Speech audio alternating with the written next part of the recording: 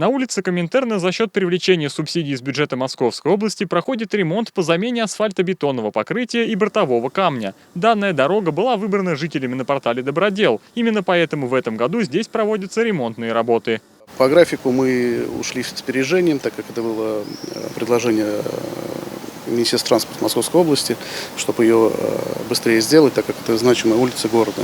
В этом году в плане по ремонту стоят 59 дорог. На 7 из них работы уже ведутся. Объекты такие, как Гостица, улица Светлая, улица Березки, в Ильинке работаем, улица Коммунистическая, улица Ильинская уже выполнена.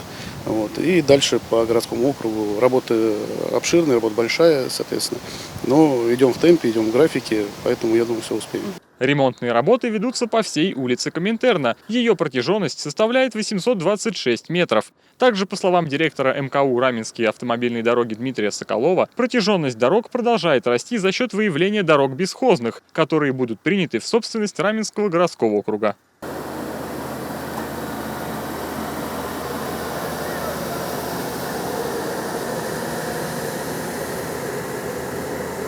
Андрей Пластунов, Ольга Скрябина, Дмитрий Корунов. Для программы «Городские вести».